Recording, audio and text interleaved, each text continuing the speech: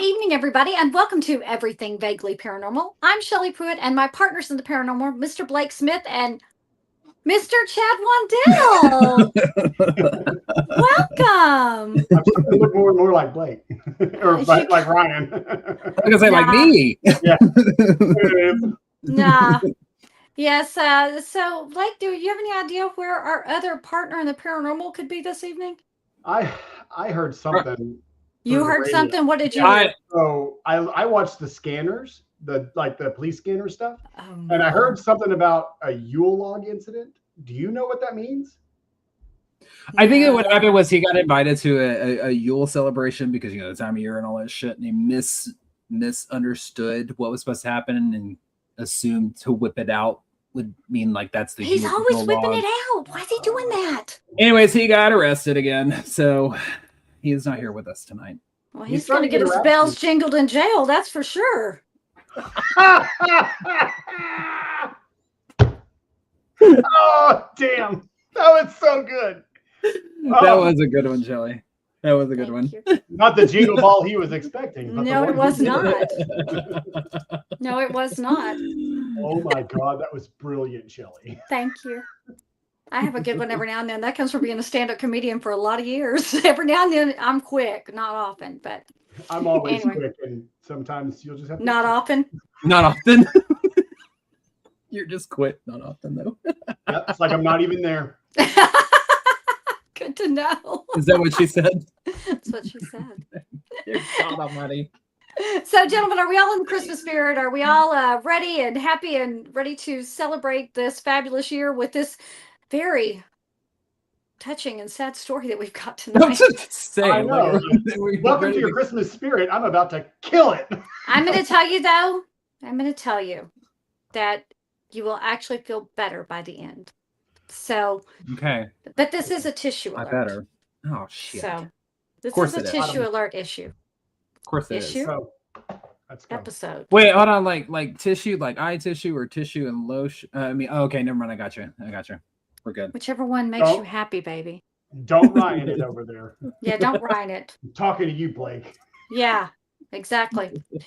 Well, gentlemen, our topic tonight is Julia Pastrana. Do you know anything about Julia Pastrana? Very little. Very little. Very little. Yeah, very little. And when I mean very little, I mean like basically what the intro stated, because I've heard of the bearded lady, but I have not heard of the bear lady. Okay. Well, then this one, I just like with the story of Tom Thumb, I fell very much in love with this woman. I did an extra like 6 hours of research and digging and found things that, there were some things that I dug for and I could not find. I went very in depth with her, and I still left so many things out, but I'm really kind of honored that I get to bring her story to you guys tonight. So Awesome. without further ado, if you're ready, gentlemen, I'm ready to jump into it. Let's do it. Fantastic. Here we go. So on a hot summer night in 1834, a scream split the air. Panting breaths and determined groans filled the gaps of silence. The calm and encouraging voice of a midwife directed the delivery. Now, babies came into the world every day, and the experienced midwife had no reason to think that this birth would be anything other than ordinary. The midwife directed her assistants to be ready with blankets and water because the baby was about to arrive.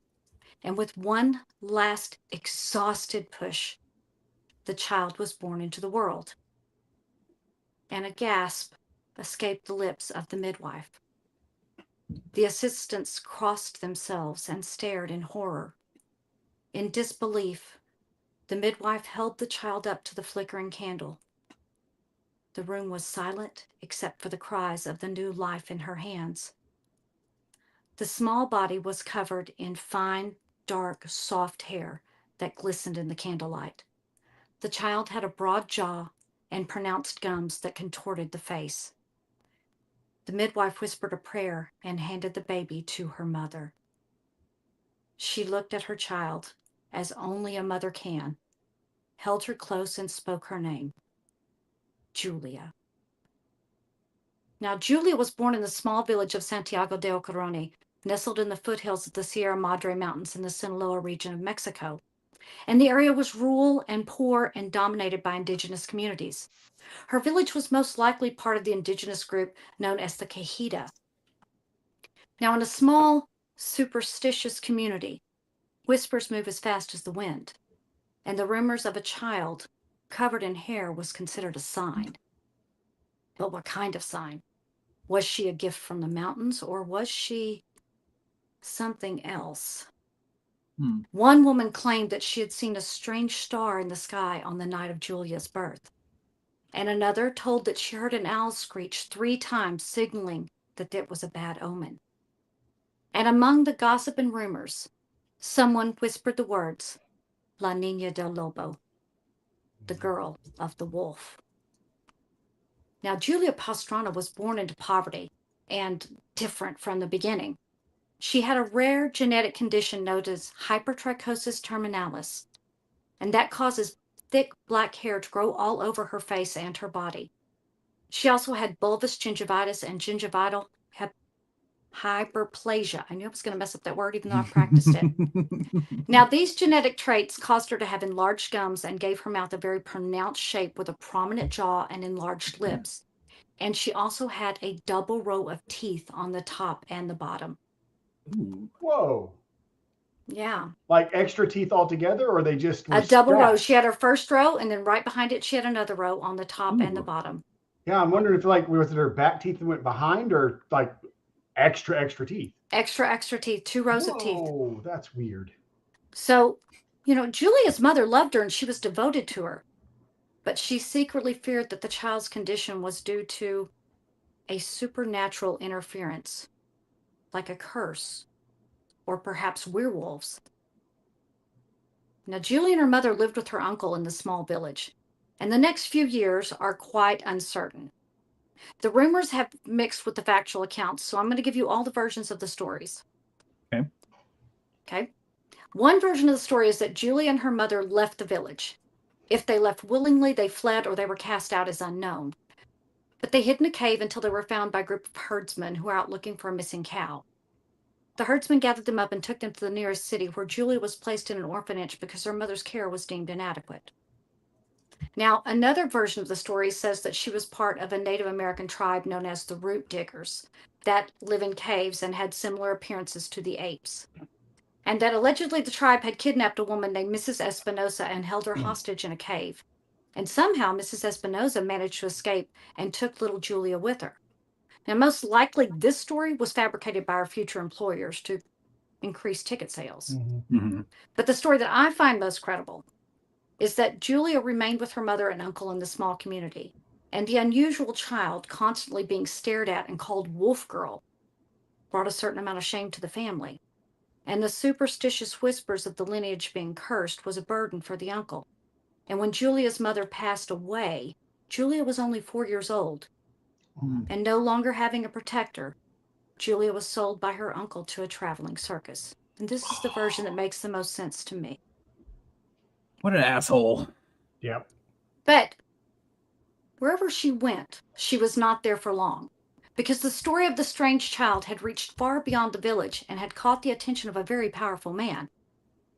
In 1838, and it's unclear how, but 4-year-old Julia came to live in the home of Pedro Sanchez, the governor of Sinaloa and the most powerful man in the region at the time. Now, whether she was taken in out of pity, genuine concern, or as a curiosity, we'll never know.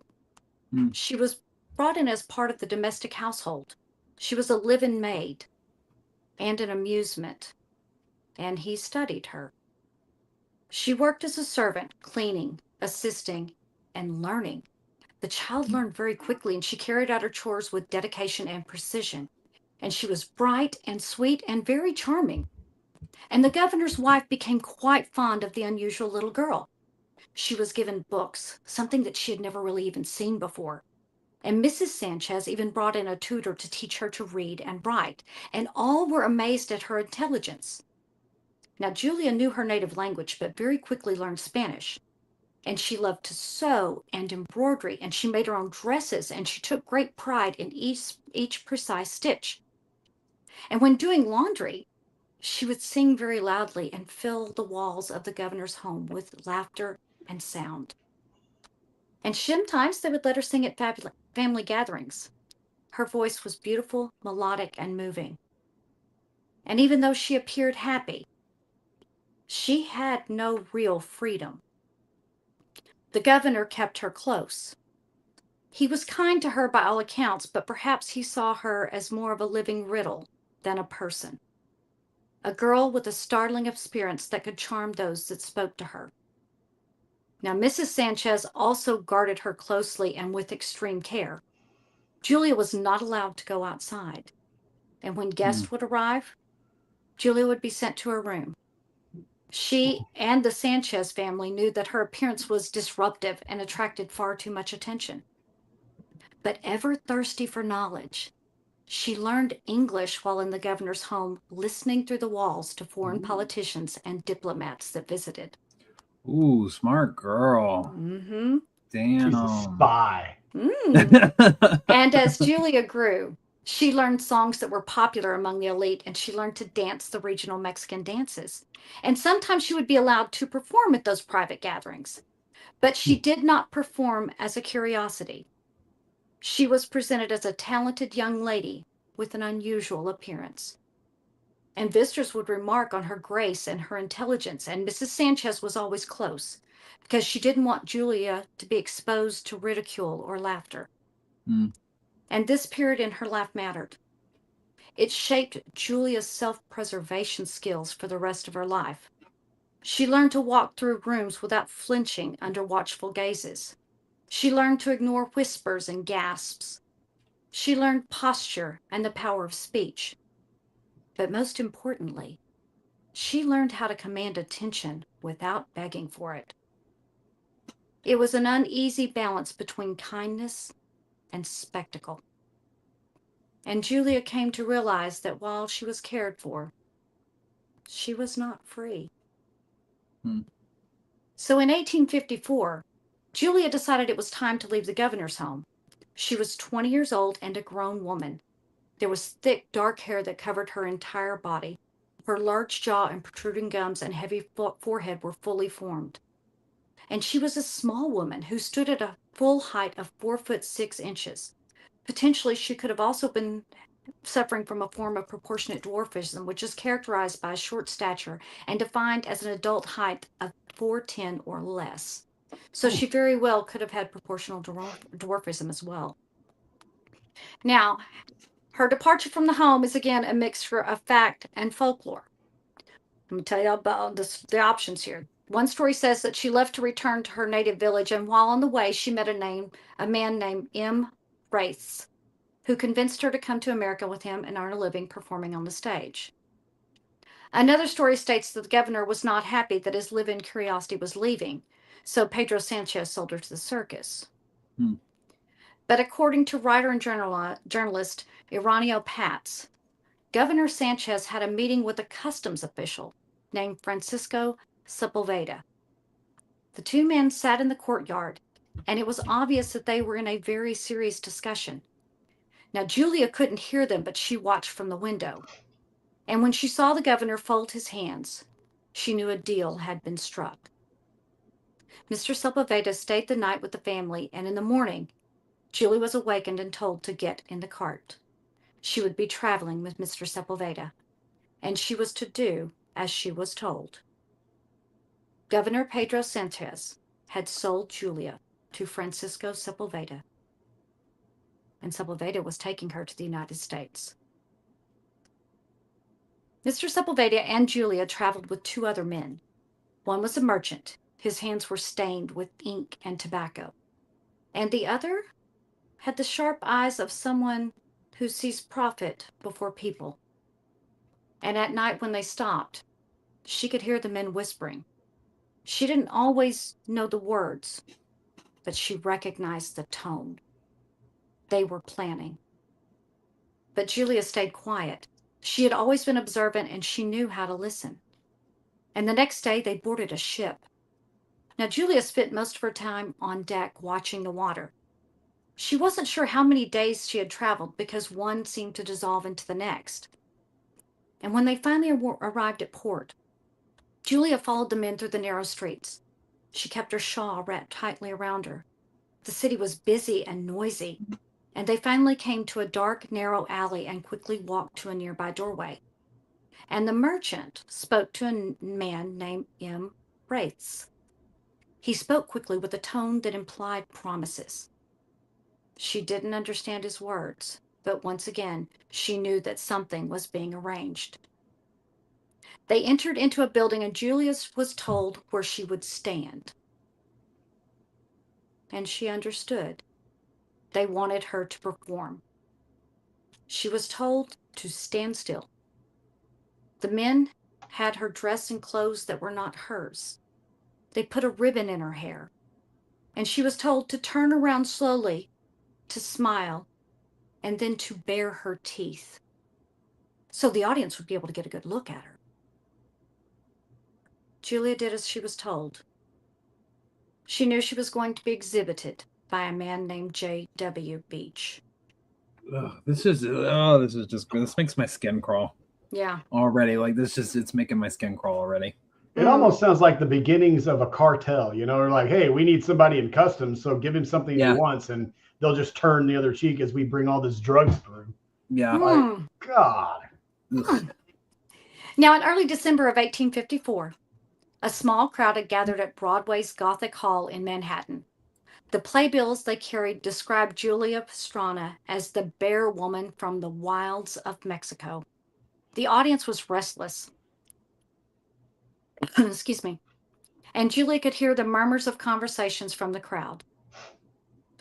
As the curtain rose, Julia stepped onto the stage. She was dressed in red, and the audience fell silent at the sight of Julia in the glow of the footlights. Now, it was not the first time that Julia had been stared at, but it was the first time that people had paid to do it. Adults had paid $0.25, and children 15 cents to see the bear woman.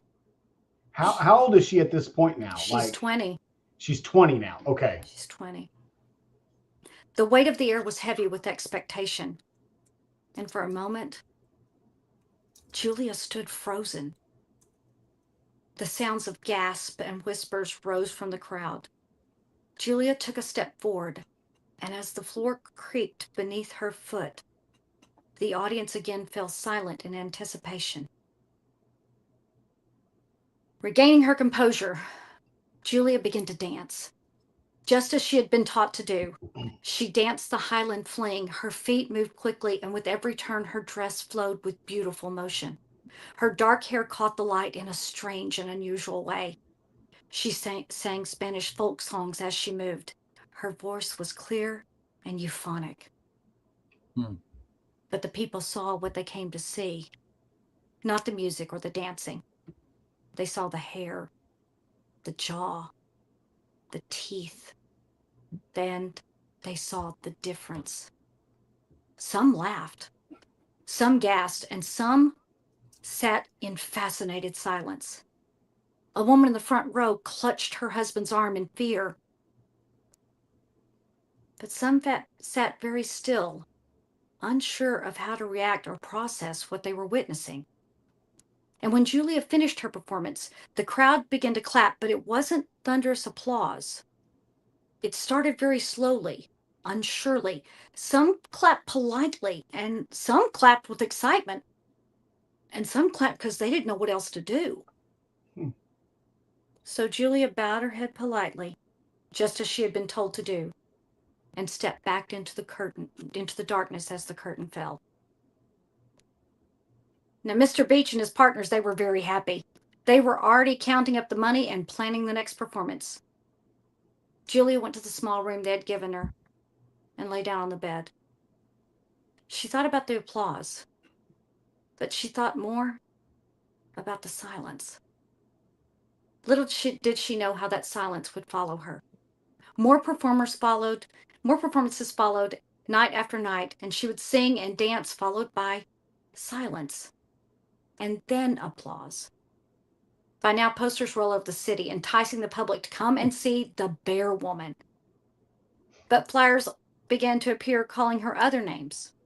She was not only described as the bear woman, but also the baboon lady, the hairy woman, the ape woman, the missing link, the nondescript, and the most brutal of all, the ugliest woman in the world. She was now famous, but the fame didn't arrive with warmth. It came with an unfeeling cruelty. Theater chronicler George C. Odell wrote a review that said, Pastrana is a delightful semi-human being, a cross between a woman and an orangutan. And he also noted that she, or it, was intelligent, with a fine voice who could speak 3 languages. And his review concluded with, its jaws, jagged fangs, and ears are terrifically hideous. She is a joke of nature. Jesus. Huh. Yet she speaks 3 languages.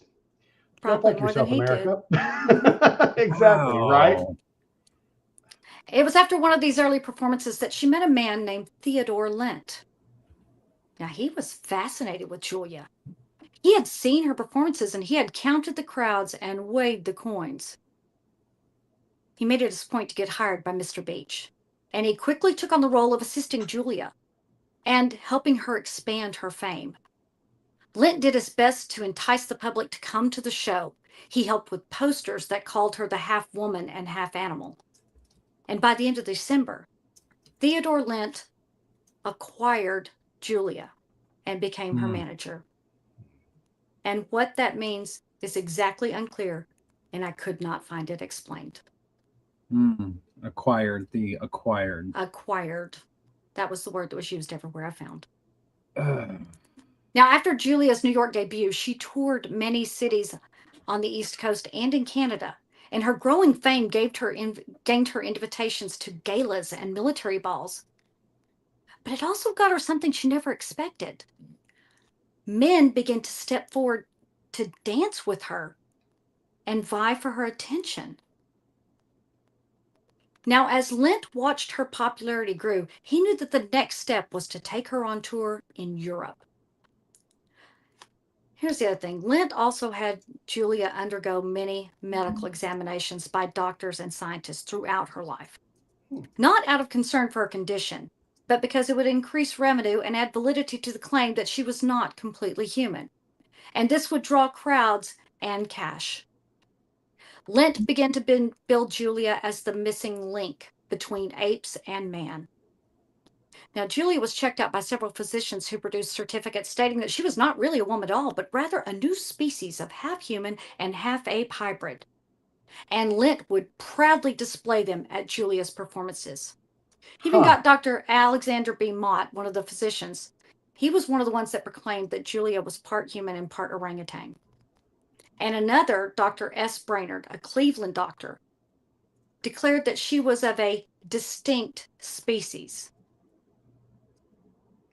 Interesting. Yeah. Because North America never had any ape species.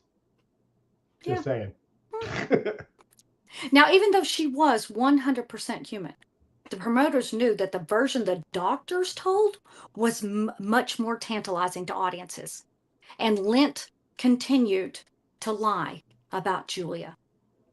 One of his false claims in the promotional flyers was that Julia was from a tribe that lived in a cave and had intimate relations with bears and apes.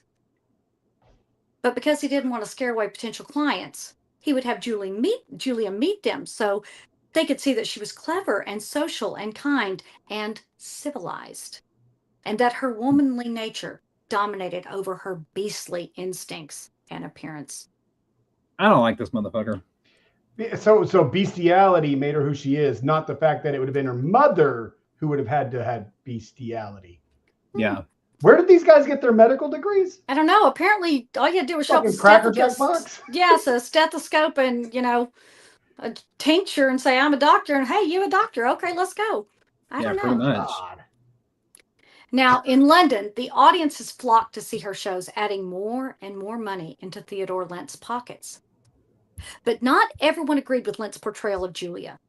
Dr. Samuel Nealon Jr., a comparative anatomist, of the Boston Society of Natural History examined her and declared, Julia is a perfect woman, performing all the functions of her sex. Surgeon, zoologist, and naturalist Francis Buckland examined Julia as well in London in 1857, and he commented, I believe that her true story was that she was simply a deformed Mexican Indian woman. And he went on to say, she has an exceedingly good figure as well as a sweet voice, despite being hideous. That is his quote.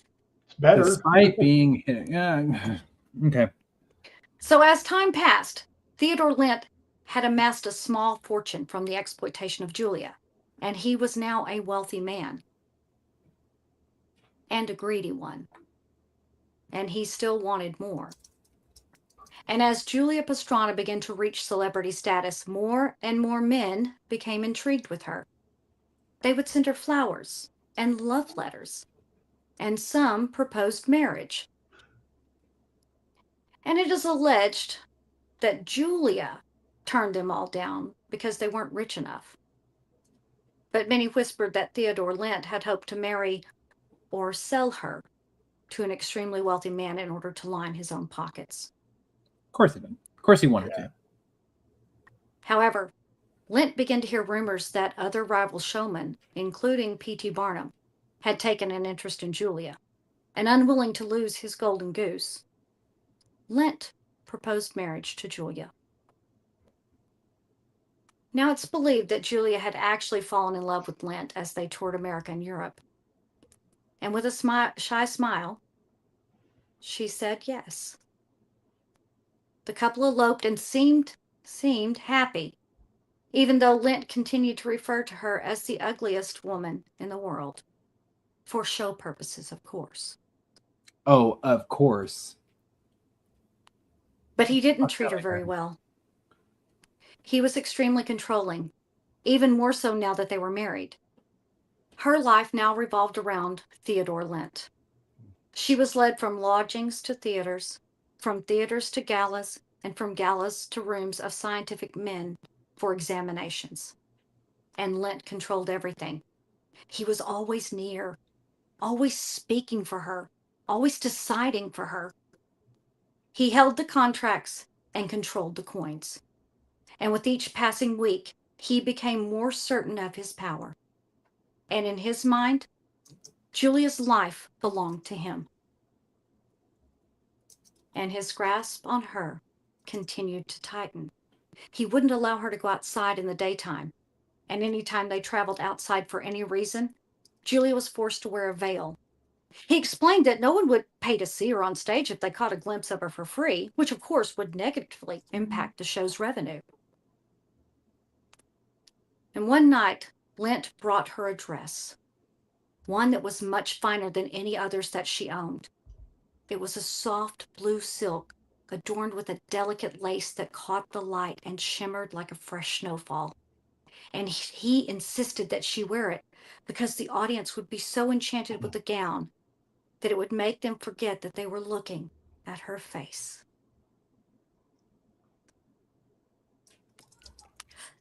Sorry, that is so awful. Lent had once told Julia, you are a jewel, and jewels are to be kept safe in velvet boxes. To Julia, the velvet box was just another word for cage. And Julia had very few friends because most saw her as nothing more than a human curiosity. But while in Vienna, she became friends with a Viennese actress and singer named Frederica Gossman. She visited Julia often, and they would sit and talk, not like woman to creature, but woman to woman. And Frederica once recounted that when she asked about Theodore and how Julia was being treated, Julia replied, Lent loves me for myself. But Frederica noted that Julia had a light fog of sadness that always seemed to hang over her. Gawkers, physicians, and spectators left Julia feeling very alone.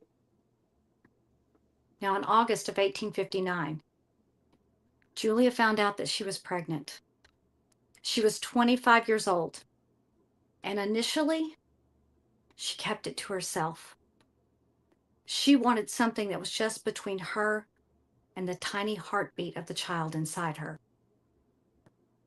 But Lent knew, of course. He might have even known before she did, because nothing escaped his notice when it came to Julia. And he viewed the pregnancy like he viewed everything else, calculated in terms of money. Of course. It will make the crowds even larger, he told Julia. And her performance schedule didn't slow down because of her condition. She and Lent traveled to Moscow to fulfill contractual obligations. And the crowds came, lining up in the snow and standing for hours to get a peek at the half-human who was now pregnant. And Lent's control became even more suffocating. He feared the rival showmen, curious doctors, and those who wanted a piece of the spectacle that he had created. He was afraid that they were circling again. And as her due date grew closer, Lent talked of future tours, and the excitement built in his voice as he spoke about how the birth would be an unveiling and how the world would gasp, not only at her, but at the child, and how they would be remembered forever. Oh, this guy, Jesus, they would gawk. Like I realize like different time and all that stuff, and it's actually being discussed in the comments. But it's like morbid curiosity of humanity has not changed that much. Like I get it. Mm-mm. It's just that these motherfuckers could get away with this type of shit better and easier back then. And the way that God, I hate the syntax. But that's exactly it. Yeah. Whereas today they would do it because they know they can make money. Like, you know, consider it modern day OnlyFans, but back then you weren't the proprietor of yourself. Mm-mm. Right. Whereas now you're at least the proprietor of yourself in the act. But yeah, no. I thought, listen, I don't like the way that this motherfucker is playing out to be. I thought at first, I was like, oh, yay, her Prince Charming, her white You ain't knight. gonna like what happens next then. I was hoping she'd use those teeth and rip his fucking neck out. Like, just take it to the throat. Just, people would pay money for that shit. Exactly. She ate his face. Just saying. True. That's a headline. That's a headline. Yeah. Now, on a snowy morning in March of 1860, just before dawn, Julia went into labor, and the midwives scurried about preparing for the delivery. They spoke quietly to each other in Russian. But Lent was not calm. He hovered in the doorway, being more of a distraction than a help. And Julia struggled and labored. She focused on breathing as the incredible pain surged through her body. It was a difficult birth. The baby was very large for her tiny 4'6" body. And the midwives made the decision to use forceps to help bring the child into the world. And as the little one was pulled from her body, the scene of her own birth replayed.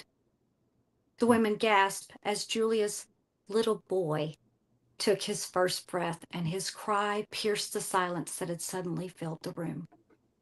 He was born covered in fine, dark hair. He had a pronounced forehead and a large jaw, and he too had hypertrichosis. Oh, but Julia's heart was full of love. She cradled him closely and felt his warmth. But without warning, his breathing grew shallow and his cries weakened, and the midwives sprang into action, exchanging glances that they didn't have to explain to each other. Lent stood in the doorway and for once was silent. Julia clutched her child and spoke softly to him, gently rocking him back and forth.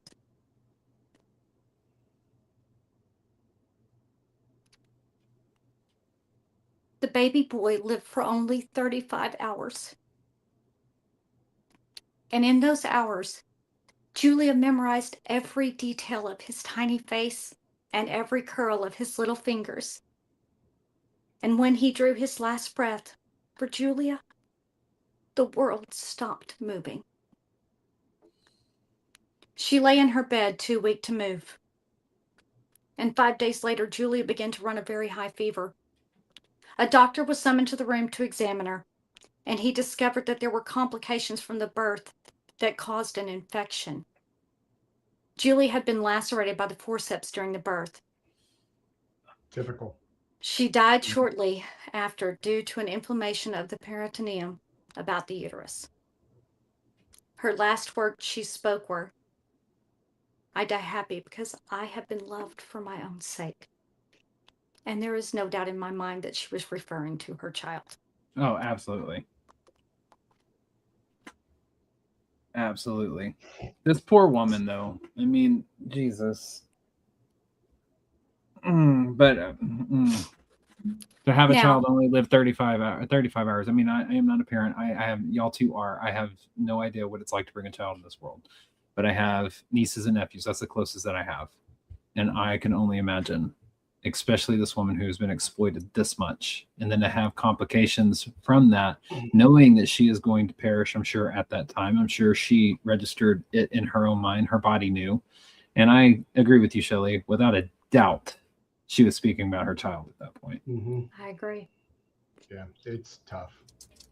Now, if Theodore Lent did grieve, it was not for the loss of his wife and son. He became angry and spoke of burials as if they were inconveniences. He ranted about missed opportunities with doctors who had already requested to examine the child. And he cursed the missing touring engagements that he had already planned to display his newest creature. And if he did mourn, it was for the loss of his main source of income. Mm-hmm. Mm. And as far as I could find, What a piece of shit. he didn't even bother to name the child.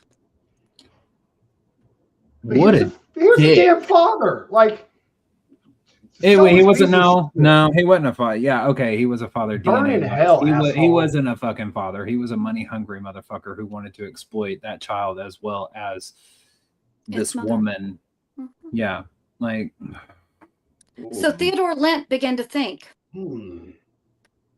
He contacted a man named Professor Sokolov at the Moscow University and asked if he would like to buy the bodies of his wife and son. No. Oh my God, come on, dude. Are you fucking for real? Sokolov had developed a new style of embalming that blended mummification with taxidermy, and he agreed to the purchase. The bodies of Julie and her son were delivered to the university, and the professor began the process. Are you fucking kidding me? No. What the? It was, I know you're not going to like him.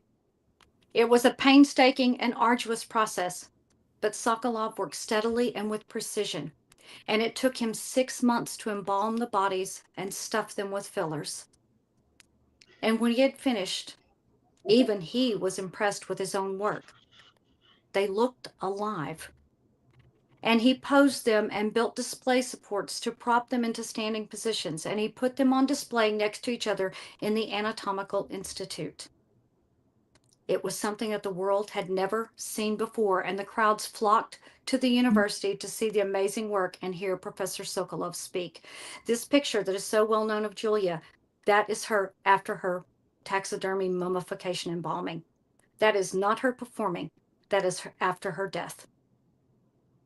Just so you know. Holy shit. I don't think I have the words for that. Oh, I do. just wait. This is why I learned karate, is to beat the hell out of people like this. Well, I'm going to tell you. Yeah, like. Sorry, I'm laughing at Chad.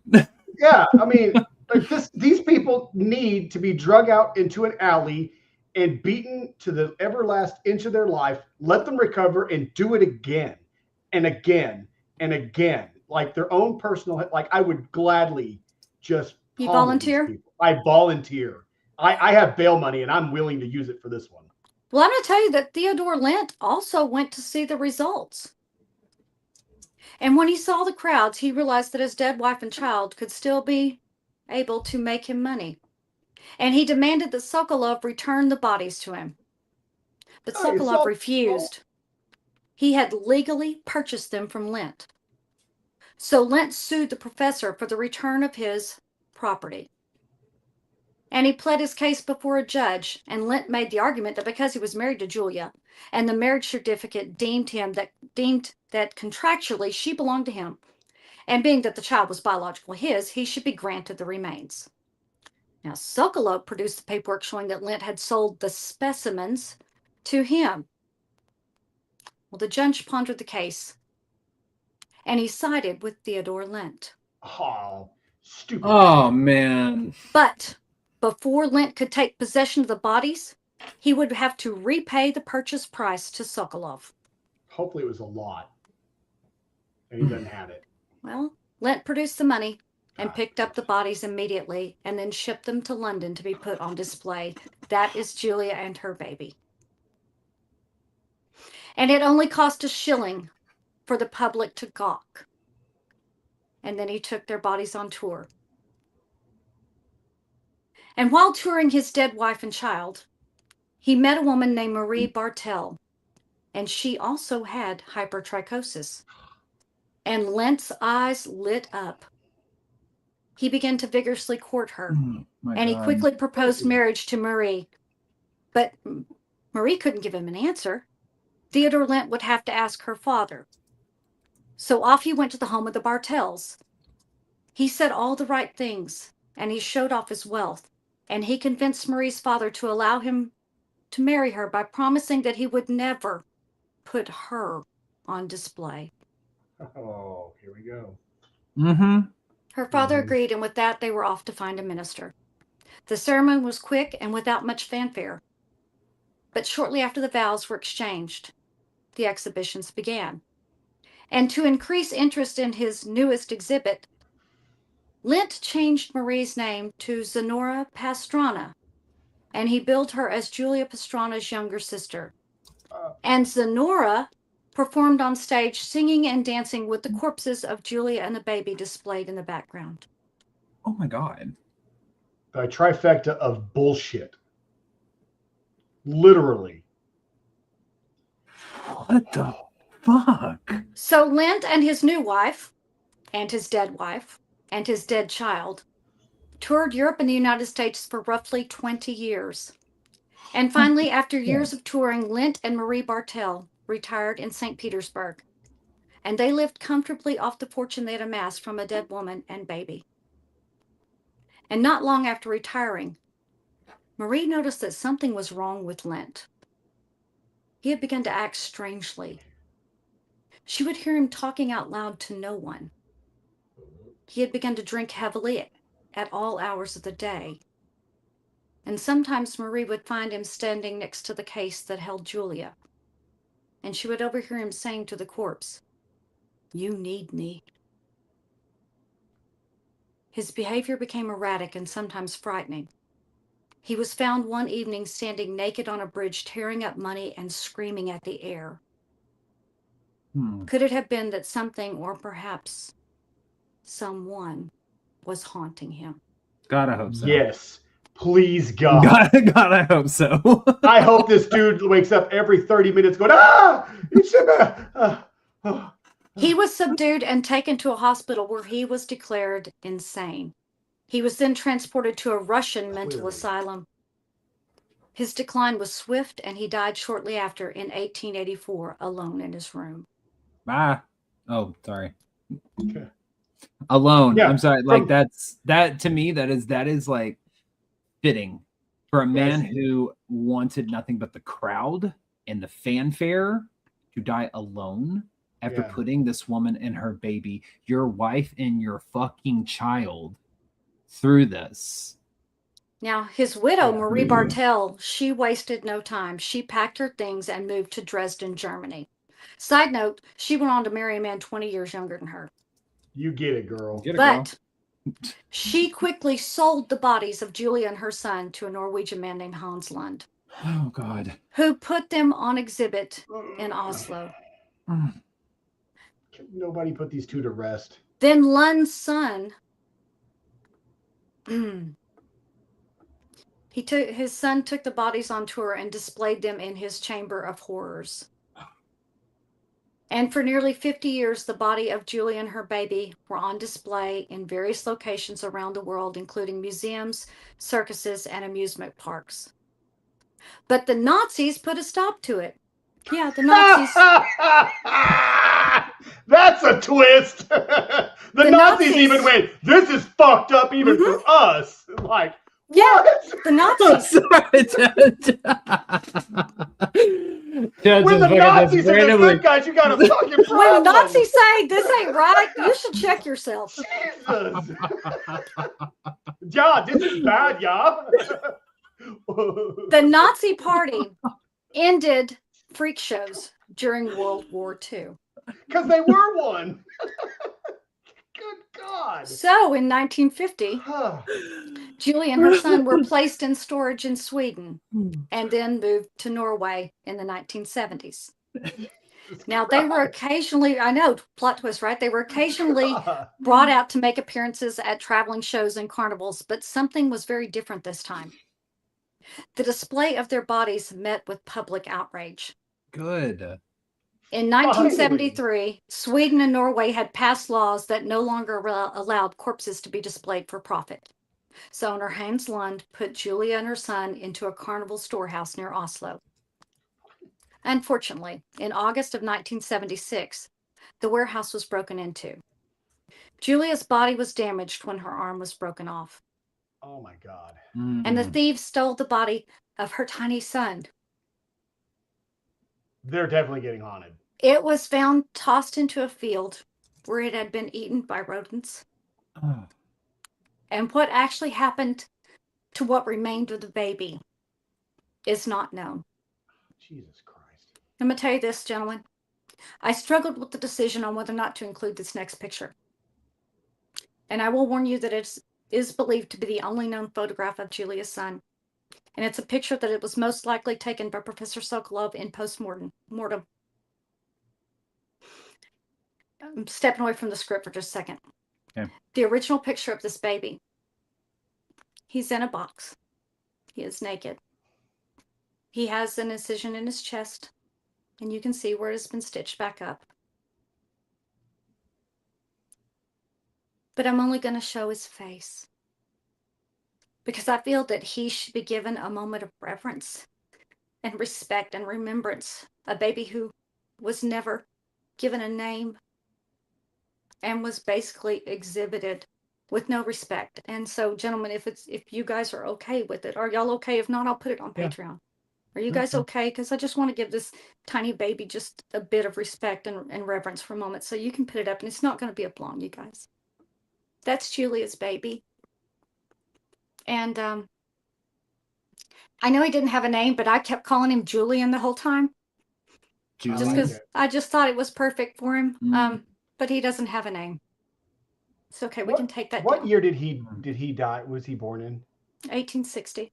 So we're almost 100 years down the line. We're over 100 years. Over. Yeah, over 100. Yeah, over 100 years We're down the in line. 1976 when the warehouse was taken into and his little body was stolen and thrown into a field. They had 100 years to put these people in a casket and bury them. Yep. What words insert here? Angry, mad. So in 1979, the carnival warehouse was again broken into, and Julia's body disappeared. And for 11 years, no one knew where she was. And she was found in a janitor's closet at the Institute of Forensic Medicine in Oslo in 1990.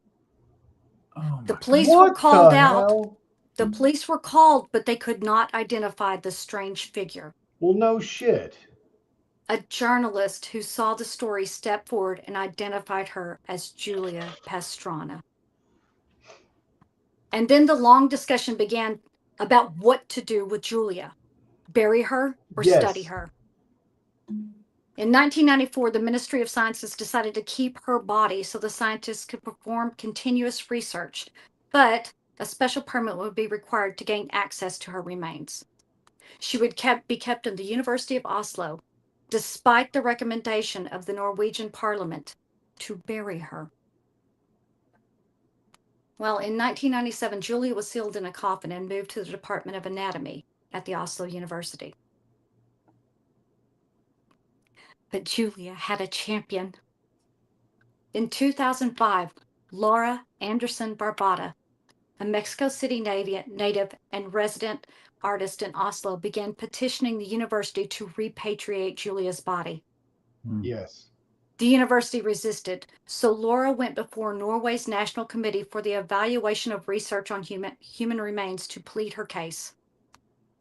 And they agreed with Laura that Julia would most likely not have wanted her remains on display or to remain a specimen in an anatomical collection. Right. She did not give consent. That's Period. right. Full stop. On August 2nd, 2012, it was reported in Aftenposten that Julia Pastrana would finally be buried in Mexico on an unspecified date. And with the help of the Sinaloa State Governor, Mario Lopez Valdez, Laura Anderson Barbada, Norwegian authorities, and others, Julia's body was put on a plane and returned to the government of Sinaloa in 2013. God. February 12th, 2013.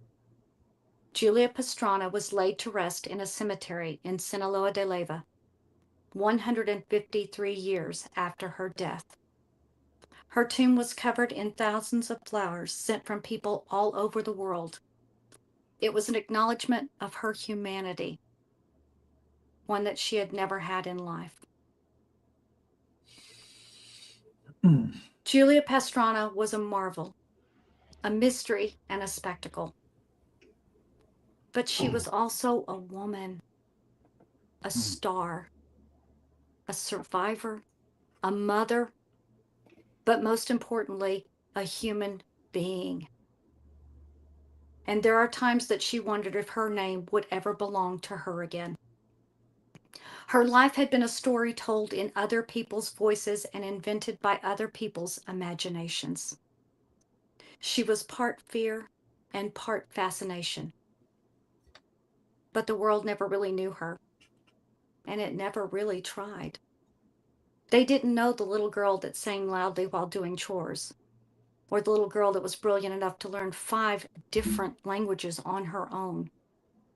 They didn't know the strength it took to hold her head up when the world gasped and laughed at her for being different.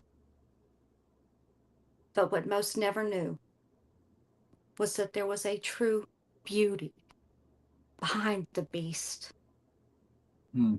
Yeah. So, gentlemen, let's talk about Julia Pastrana. Yeah. I have so much feeling for this woman. I tell you, I cried so many times writing this. I'm surprised I made it through. I lost it a couple of times. Okay, number one, I'm just gonna first off just fucking Jesus Christ, Shelley, on that story. How much do we hate Theodore Lent? All.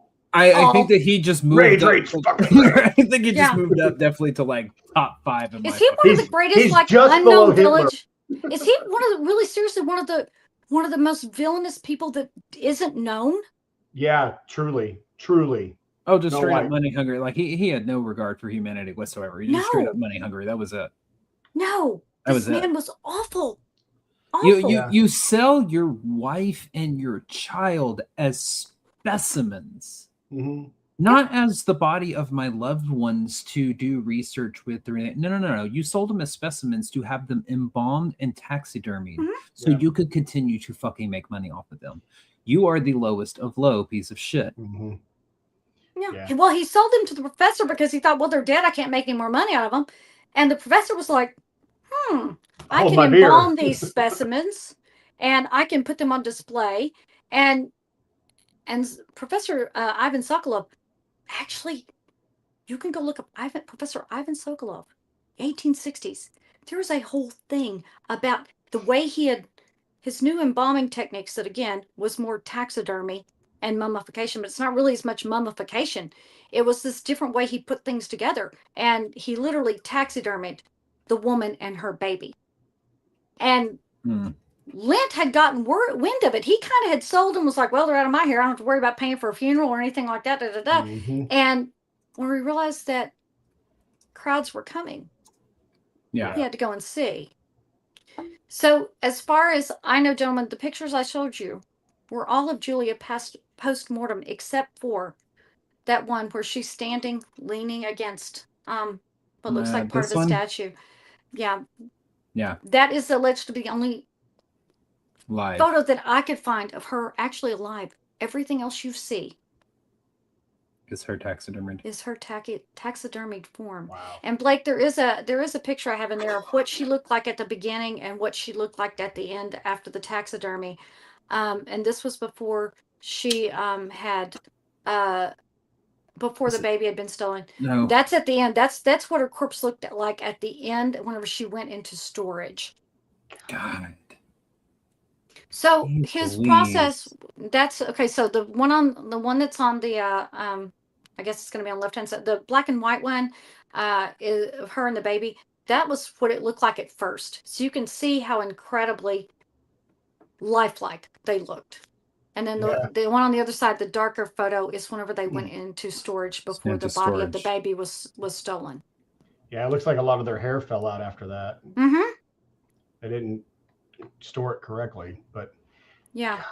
I mean, it should have been stored in the first place. Yeah, it never should have been stored in the first place. Like, they should have been returned. I get that morbid curiosity pays. I understand that, and these people, you know, somebody can argue and say that the crowds were part of the problem as well, you know. But somebody at some point, god damn, should have been like, listen, right? We not. I mean, I'm thankful for the lady that finally did her champion, you know, later on in life or later on in our timeline, but. Mm-hmm. Damn it! You know, remember these people back in the late 1800s. You know, I'm surprised in the 70s and 80s, the Mexican government didn't step in and say like, "Hey, she's a Mexican citizen. Send her home." That was part of what actually got her there, because whenever Laura Anderson Barbata started championing for her, she because she was resident in Mexico City, and so she got a hold of these people in you know, in Sinaloa who were running the things and said, hey, this woman's from here. She needs to come home. So that's why I was saying, with the help of Mario Lopez Valdez, that they actually got the ball rolling. But thank goodness for Laura Anderson Barbata. Yeah, who said, this is not right. This has to be fixed. Well, and she is taking part in making a movie about Julia Pastrana. And I believe it's the working title right now is Velvet. So, and I'm pretty sure that refers to jewels should be kept in a velvet box. I didn't read that anywhere, but with what I read. And another thing that was interesting was Charles Darwin, after Julia's death, actually commented on her. And he never commented on her when she was alive, but he said she's a person. This is a genetic, you know, I don't remember his exact words. He's smarter than I am, and I'm sure I'll get it wrong. But he basically said it was a genetic condition that she was not half ape. Right. So it's just a deformity anomaly. To me, I think to me that's probably the most brutal name that she was given is the missing link. Yes, I understand that the most ugliest woman in the world is a very brutal name, but there is something to me personally that is extremely more derogatory about being, quote, the missing link than there is about being the ugliest woman in the world. Right, because you're not even subhuman or ape. You're this unknown entity in the middle. But you're insulting so much in one label. You're insulting looks. You're insulting intelligence. You're insulting humanity itself. Like, you're insulting all this stuff. To me, that is the worst label that this woman was given. My heart breaks for her. I'm surprised they didn't try to say that she was, you know, a child of Sasquatch or some shit. Because, I mean, the whole ape thing is total crap. Like, anybody, North America has never had any ape species. That's fact. Yeah. We've never had them. So she clearly could not have been part ape. Like, it's not possible. Period. Like, it's people without knowledge, without modern medical knowledge and understanding of anomalies, even within DNA, even within the human spectrum, trying to make an understanding of something they don't understand. And at that time, I totally get it. Like, you know, with the supernatural causes and you're wanting to jump this way or that way, you know, we tend to, let me take that back. We want to think that we tend to know better nowadays, but we don't. I'm sorry. I still think that, as I said earlier, morbid curiosity, if this was allowed right now, it would still be able to be done. It's just that people are so against exploiting other people now that they put a lot they should be. Yeah, I don't condone it. I mean, but time out on that thought. We have the Body Works exhibit. These people have donated their bodies to science. We still go do this. No, they donated. They made the choice. Right. That's the difference. Yeah. But we still do this as a spectacle. So we're no different. It's just the money part is changed. But it's not, because they're still making money off people that gave themselves freely. That's true. But also at the same time, like there was the whole story about what a mother recognized her son within that exhibit because he was an unknown deceased, a John Doe, if you will. And they didn't know who he was, so they donated his body to science and they cut him up and put him on display. And a mother walked in and saw her son on fucking display. Yeah. I'm just going to go ahead and go on record. I haven't done any research on the back end of that. I have no idea if that's 100% truth. I have no problem saying that out loud, but I read it. I have read it several times. But that's a good example. You know what I mean? Yeah, it's like a way it could happen in today's times. But I will say that I can't fact check that right now because I haven't gone to research on that, but I just have seen the story passed around several times on several different, more reputable, noticeable websites. But that is an example of a way that it can even still happen today. Like what happens to these people who die that are John Does or Jane Does and their bodies are just automatically donated to science because of some weird anomaly they may have had. They didn't consent to this. And all of a sudden people are still wondering, where's my loved one after 25 years? Yeah. You know, and lo and behold, now they're on exhibit. Yeah, in today's modern technology world, that's unacceptable because we have enough DNA referencing and databases full of DNA stuff that you could find a relative in some part of it and then trace it back to, did you miss someone? Yes, they've been missing for X amount of years. We found them. Period. Like full stop. That's doable in today's world. It's okay for humanity to have morbid curiosity. Yeah, it's okay to be consensual. There's a good word to throw in there with that. Yeah. You know, not this just taking advantage of people and exploiting people. It's okay to be curious about the macabre and the morbid. Yes. I look up random shit all the time. You know, I'm pretty sure my Google search history, if I were to, you know, somebody were to go missing in my life that was very important, they'd be like, well, he did it based on his Google search history. And I'd be like, no, I just run a fucking podcast. Exactly. You know, yes, I'm allowed to look up how do the effects of this drug counteract with this drug. You know, yes, I look up that shit on my Google search history. I could go to jail so quick. It's unreal if somebody whatever. Shelly has me Google everything, so she doesn't. I do because I don't put it on my computer, child. I don't have that kind of proof. No way. Whatever. Yeah, whatever. She also sheds her hair in my car in case she goes missing. I do. I pull my hair out and leave it in Blake's car. I'm like, if I go missing, they'll know that I was found one of your fucking hairs on my sock the other day, and I haven't been around you since goddamn October. And your state's away too. And I'm also like 3 states away at this point. It's a doppelganger hair. Magical. It's doppelganger hair. I've seen it happen. It's a doppelganger. No, what happened was I wore my pajama pants that I hadn't worn since the last time I was around her.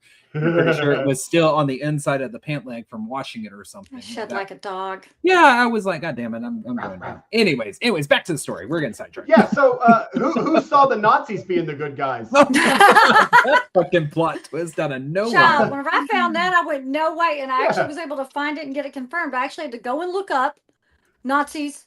Had to go, that was fun. Went down a whole different rabbit hole to see if they actually had any specific quote concerning Julie Pastrana. They did not, from what I could find.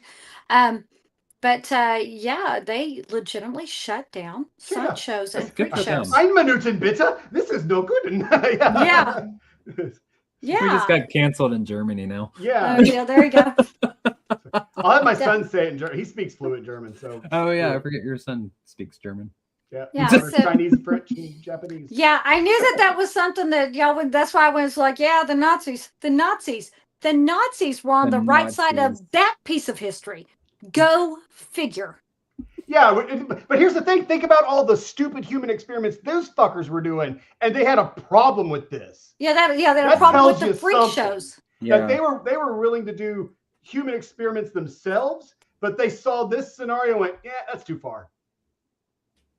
That's never bad. Mind. I'm gonna keep my thoughts to myself on that one. That's bad. I was gonna say, did they think that it was like, nah, this is too far? They were like, fuck, shut it down. We didn't think of it first. Yeah. We got beat to the bomb. We got beat to this. Damn it. We're just losing everywhere. There's a comment that says, yeah, but the fake Ryan speaks better German than the real one. Das ist gut, ja. God love you, Doug. Thank you. I love that. I love that. Hilarious. Yeah, that's fucking Oh, hilarious. well. No, well, this also goes back. Think back on the grave robbing story that we had a couple of weeks ago with Elmer McCurdy. This happened with his body, where he was found as a horror prop, wasn't it? And they didn't realize until his arm broke they off thought he as was well. whacked. Here's the difference. They didn't Yeah. think he was real. The Yeah. people That is in a big Julia difference. Pastrana's story, they knew she was a real person. That she was real, and that's the more fucked up part about it. And that is the difference. I mean, because you can be like, oh shit, wait, what? And then once it was realized, it was like, oh no, I'm not playing this, but they knew from the beginning. Yeah, and the minute they found out, they interred him. It was, we're done. This is over. Put him in the ground. Yeah, not her. They left her locked in a fucking coffin. They wanted to keep her to study her because she was more different. tests. To do more tests. That's the bullshit thing. I could be okay with like taking some tissue samples to study those, but not the whole body. Like you take some things to go, this is such a rare condition. We need to know what causes the gene or whatever. Right. And you put the rest of her away. Leave her alone. Let her rest. Leave her alone. Let her rest. Yeah. You don't need all of her for that. Mm-mm. Agreed. And I don't believe that I put this in the story, but one of the arguments for keeping her at the university in the Anatomical Institute was that she could be studied forever, basically, because she was such a rare specimen. And they were still, even in 76, arguing whether or not they were pretty sure she was entirely human.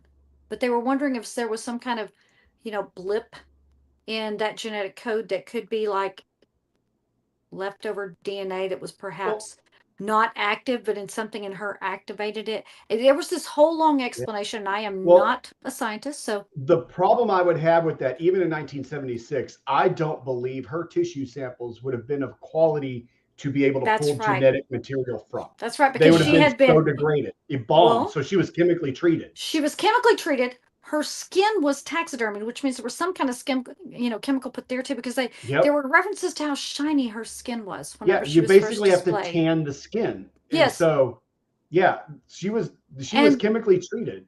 So the internal organs would have been removed. So correct. What exactly you're having to take skin samples it would and have tissue been samples, purely skin and hair. Right. That would have been treated with chemicals. So you no longer have a so I call bullshit on them. A pure genetic. You don't have a clean, what's the word I'm looking for? Unadulterated. Unadulterated. Thank you. Unadulterated sample. Yeah, your specimens are contaminated. Yeah. So what do you think you're going to learn? Yeah, I think the DNA would have been so damaged they wouldn't have been able to learn anything. Like you might have had some sequences, teeth. But maybe. But she had a double row of teeth. Why not take and this sounds so... Take the back teeth out.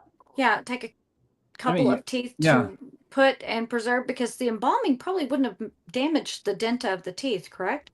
It shouldn't. However, there are, like in real taxidermy, they do not use the teeth. They are fake. Fake ones are inserted. I don't believe Sokolov would have done that to her. I believe he would have left her teeth intact. So I mean, but I don't know.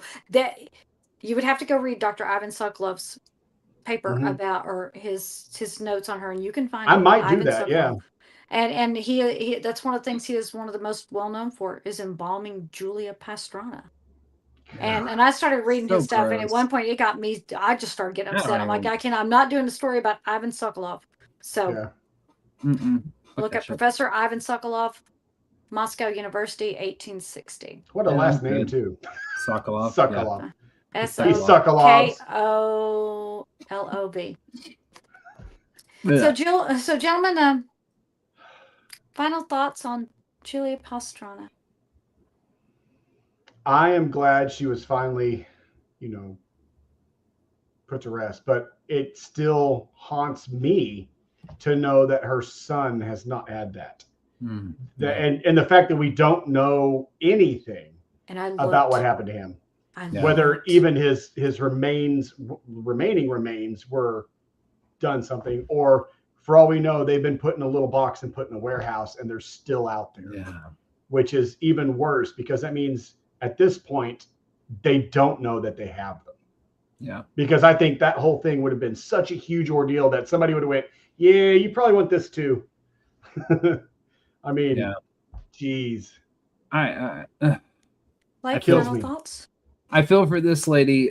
This is the extreme of morbid curiosity and humanity and what it can do. This is the extreme of money hungry individuals during this time frame who are just looking to make a buck and exploit people. That was running rampant during this time. We all know that on many different fronts. It just happened to be the freak show or the sideshow, the circus show, whatever was a real common way for people who had anomalies or people who were different or differently able to be exploited without reaping any benefits other than damage to themselves and their lives. I feel for Julia. I'm glad that she finally got laid to rest. I too feel horrible that her baby was not laid with her. I don't think that, in my opinion, I don't think that anybody has the remains if the baby was just unfortunately pitched into a field. I think that nature and predators and all of that, scavengers, would have done what they naturally do whenever there is stuff. But he was also embalmed, so they really wouldn't want anything to do with that. Well, but I'm going to put this out in the universe. Josh Gates. Here's the next episode for Expedition, whatever, whichever show you want to use this for. Go find this kid. I just don't think that he will. Unfortunately, I don't think that little boy. They found weirder stuff. They finally found Amelia Earhart, so anything's possible. Well, I just don't think that they're going to be able to find anything just based on natural processes. I think the fact that they found him in the field, though, and there was something left means there's something left of this child, even if it's just the bones. Fingers crossed. Fingers crossed. So, I think that. I think Lent is an asshole. That's my other big takeaway. But I'm very glad that there are people out there who are willing to champion such cause and to go to the extreme to try and reach a resolve for a horrific story that this woman never should have had to experience the way that she did. So, and gentlemen, my final thoughts are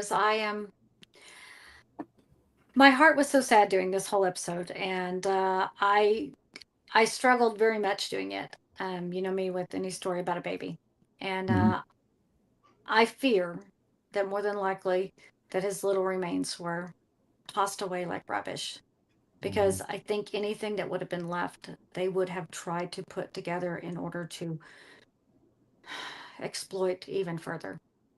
So I hope that somewhere his little bones are there, and I hope that he has been laid to rest. Theodore Lent is a particular kind of nasty, disgusting creature.